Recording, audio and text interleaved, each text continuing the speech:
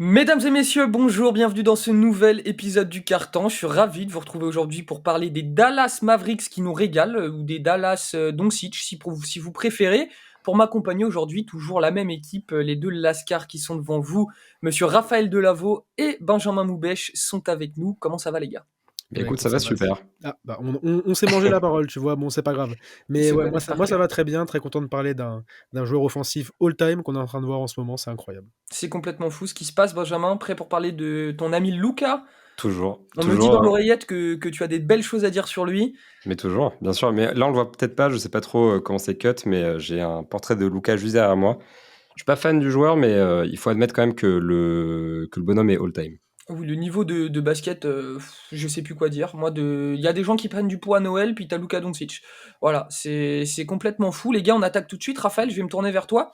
22-16, c'est le bilan des Mavs au moment où on enregistre, donc le jeudi 5 janvier 2023. Les Mavs sont quatrième à l'Ouest grâce à un excellent mois de décembre et un excellent Luka Doncic. C'est ça. T'as tout dit dans ta présentation. Ils ont fait un début de saison assez moyen, je dirais. Ils ont souvent été un tout petit peu en dessous de 50% de victoire. Mm. On le voyait au début de saison, ils tournaient. Mais ils se stabilisent un peu dans ce bloc d'équipes qui sont, on va dire, entre 4 et 10 à l'ouest. Ils sont tous en train de se batailler pour savoir qui sera 4 et qui sera 10. Et si tu perds 2 fois, tu deviens 10. Si tu gagnes 2 fois, tu deviens 4, en gros. Euh, donc là, ils sont quand même sur 7 wins de suite, les Mavs. C'est vraiment impressionnant. Là, on a parlé des Nets dans le podcast d'avant. Là, pareil, l'autre équipe qui est en forme clairement en ce moment, c'est les Mavs, avec en tête Luka Doncic. On va en parler évidemment. Donc voilà, ils utilisent de plus en plus Luka qui a énormément la balle, mais ça marche en ce moment en saison régulière. Pour moi, il va falloir quand même un peu travailler ça. Il faut encore trouver quelques systèmes intéressants. Jason Kidd a encore de quoi travailler, évidemment. Un groupe qui connaît bien, qui a de la continuité aussi. C'est un bon début, je pense, pour cette nouvelle année, on va dire, et ça va être intéressant de regarder les Mavs, je pense. Clairement, clairement. Benjamin, ton petit avis sur ce début de saison des Mavs, ça va un peu mieux depuis quelques temps. Et en fait, ça va un peu mieux depuis que Luka Doncic, il s'est mis à devenir Michael Jordan, Will Chamberlain et Magic Johnson en même temps. Oui, bon, j'en arriverai peut-être pas là, alors que pourtant, d'habitude, c'est moi qui suis dans l'excès. Mais oui, depuis le 1er décembre, Luka Doncic, c'est 35 points, 9 passes et 9 rebonds de moyenne. Donc, c'est quasiment un triple-double à 35 points de moyenne, à 51% au tir et 40,4% à 3 points. C'est ça qui est fou. Il faut mettre des chiffres là-dessus, c'est incroyable. C'est vraiment le maître à jouer des Mavericks, et puis c'est un candidat au titre de MVP, très clairement. Donc, il nous a lâché des perfs de l'espace. Il y a eu un triple-double à 60 points, 21 rebonds, pardon, et 10 passes. Il a 3 matchs à au moins 50 points depuis le 1er décembre. Donc, voilà, pas grand-chose à dire de plus. Et clairement, depuis le début de la saison, il est énorme. Déjà, c'est le joueur qui a le plus le ballon. C'est 42,8% de usage rate, et il n'y a clairement pas de joueur qui s'approche de ça, parce qu'il n'y a pas de raison de lui retirer le ballon des mains. C'est le meilleur joueur offensif de la ligue actuellement, clairement. C'est un meilleur scoreur que jamais, 1,25 points par tentative de tir contre 1,14 de l'année dernière. Donc il y a une claire progression, Hmm. notamment du fait de son amélioration derrière la ligne des 3 points. C'est un des meilleurs passeurs de la ligue, je pense le deuxième derrière Nikola Jokic. Si on prend les sets avancés, c'est le meilleur Raptor offensif de la NBA. Donc c'est une stat qui calcule l'impact d'un joueur sur son équipe au global. Compliqué à détailler, mais c'est une stat assez intéressante. Et c'est le deuxième meilleur Raptor après Jokic, justement. Et ça reflète assez bien la course au MVP. Grâce à lui, Dallas est la 5e attaque de la ligue. Et juste quand on regarde Luka Doncic jouer au basket, c'est merveilleux 90% du temps. Le 10% restant étant juste des allers-retours sur la ligne assez incessants. Mais bon, c'est aussi, voilà, ça fait partie du jeu d'aller décrocher ses fautes, etc. Donc vraiment, là, les Mavericks depuis le 1er décembre et Luka Doncic, c'est stratosphérique, c'est lunaire. Et alors, pour le coup, Raphaël, t'as ce Doncic qui est historique. Mettons des mots sur ce que fait Luka Doncic, c'est historique. Il est injouable. Mais derrière, t'as les lieutenants qui répondent présents. Donc t'as Spencer Dinwiddie, il y a Tim Hardaway qui est capable de mettre des points. Il y a surtout Christian Wood qui est arrivé en provenance des Rockets justement cet été. Et on se disait, ah, Christian Wood, ça fait un mec capable de créer ses propres tirs en attaque pour décharger un petit peu Doncic. Faut dire que Christian Wood est plutôt très bon depuis le début de saison. Il fait ce qu'on lui demande de lui. Et il me semble même, j'ai vu une petite stat passer, que le duo Doncic-Wood, c'est le duo qui score, qui est parmi les meilleurs scoreurs sur pick and roll de toute la ligue. Donc voilà, les lieutenants répondent présents, Raphaël. Et c'est ça qui est vachement intéressant du côté des Mavs, parce que cet été, on se disait que ça allait régresser à cause du départ de Jalen Brunson aux Knicks. Ouais.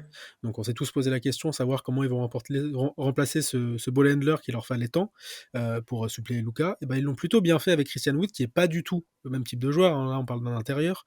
qui est pas un ball handler du tout, mais c'est vachement intéressant. Il était un peu frustré au début de saison, on se souvient ses demandes pour être titulaire. Là, il l'est depuis 7 matchs, 7 ou 8 matchs, il me semble. Et du coup, tu as 7 victoires quand même sur les 8 derniers matchs.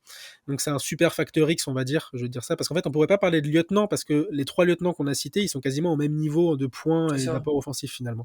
En fait, Mais ouais, Doncic est tellement fort qu'il a pas vraiment de lieutenant, quoi. Enfin, c'est les role players à côté qui deviennent des lieutenants, limite. C'est ça qui est ouais, assez marrant. on va dire qu'il a 3 troisième options à côté de lui. J'ai envie de dire ça finalement. Donc Voilà. Wood, c'est 18 points, 9 rebonds, 54% au tir, 40% à 3 points cette saison. C'est vachement intéressant. Un intérieur qui shoot à 40%, on sait à quel point c'est précieux dans la ligue actuelle.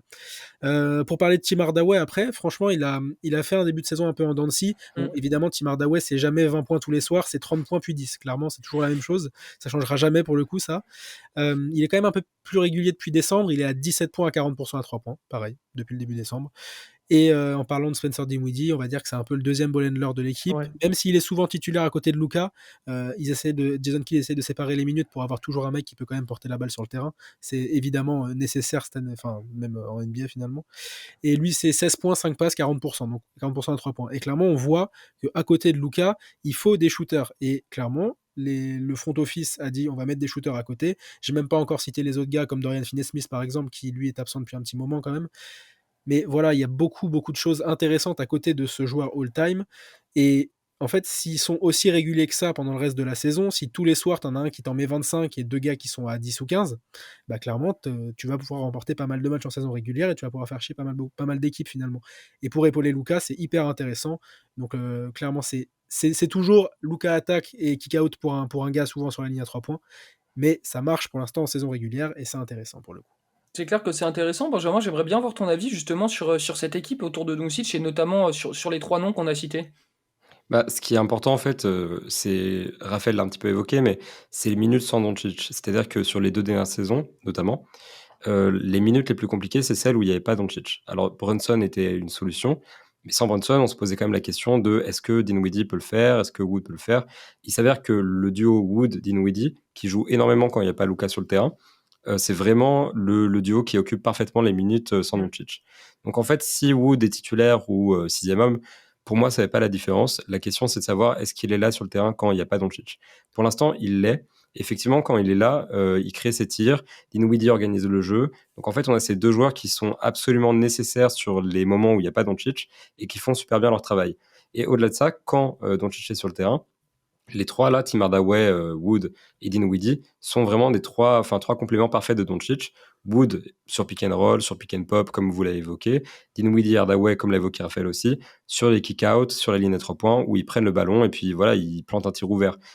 Luka a besoin de ce type de joueur autour de lui. Comme LeBron en début de carrière, c'est un joueur qui attire énormément les défenses adverses et c'est un joueur qui a besoin d'être entouré de shooters. Là, l'effectif des Mavericks, souvent on en parle comme d'un effectif faible, mais au moins c'est un effectif qui est bien construit.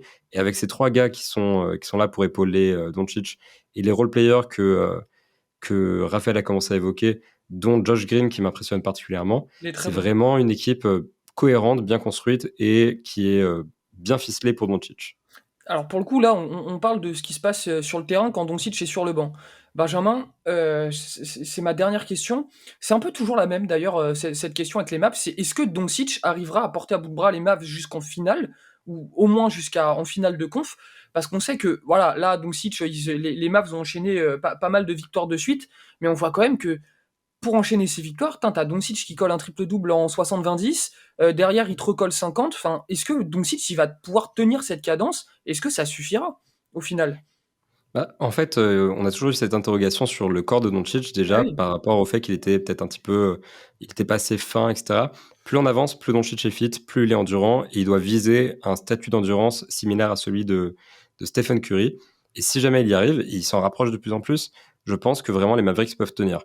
Déjà, il y a ce truc pour moi, il porte pas les Mavericks à bout de bras parce qu'il est pas seul. On a parlé de ses oui, coéquipiers. évidemment, c'était une façon de parler. Ouais, bien sûr, mais en fait, on a toujours cette impression quand il y a un joueur qui a le ballon 42% du temps, enfin, qui fait 42% des actions, qui fait tout sur le terrain.